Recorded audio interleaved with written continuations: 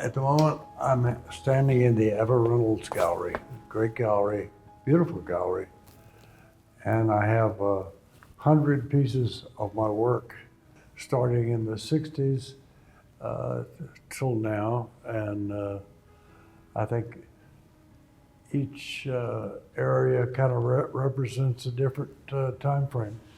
I wanted to be an artist, I think, as a very young man, and I like to draw.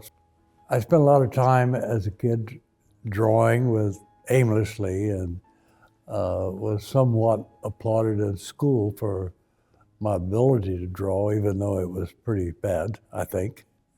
I grew up in the country. I had to pick cotton in the summer, so one day I met a sign painter coming through town painting pictures of broncs and bull riders and so forth for the rodeo.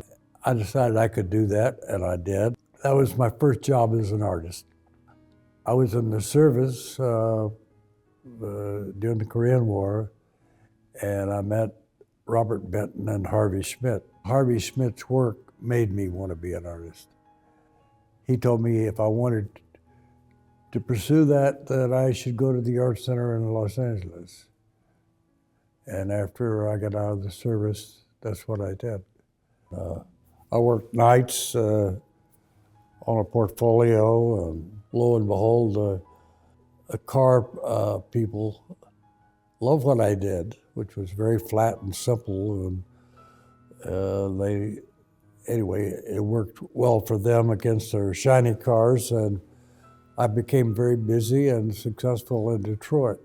And I moved to Connecticut and began a career as a magazine illustrator, which didn't happen immediately, but after a few months, I got my first job, which was Little Women, which was in Reader's Digest. It made me visible, and the magazine started calling me. And from then on, for the next 15 years, I was steadily busy doing magazine illustration. I feel like the business of painting is about looking, exploring, and looking for something that I don't think you ever find. I don't think anybody ever does. I think my first hero in the illustration business, and he was there for everybody, was Bernie Fuchs. And Bernie Fuchs was a real force in illustration at that time. And it turns out that I got the same representative as he did. And that was tough in the beginning, I thought, because they showed my work in Bernice at the same time, along with the third artist, which was Austin Briggs, who was another big name in the business.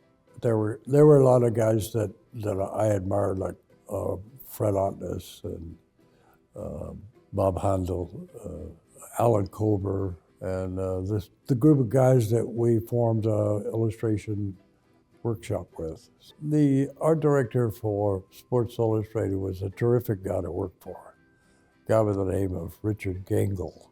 So encouraging, and like not allowing me or not wanting me to quit on him, I thought said a lot for him. I went through a period where I was doing a very designed and tight kind of thing. Given a sports story became a whole different problem, and I had to figure out how to make the action happen in an illustration. And I tried to turn it back to Sports Illustrated. I had such a difficult time with it. The art director refused me and said, no, stay with it, do it. And I did. Turned out very well. And it was one of my favorite illustration assignments. I retired, so to speak, from illustration early 90s, probably, 93. Decided I wanted to be a painter, and just challenged myself to try to do something different. I mean, I didn't know how to approach painting. My hero in the painting world was Pierre Bernard and Vuillard, who were post-impressionists. And their work has influenced mine a lot then and still.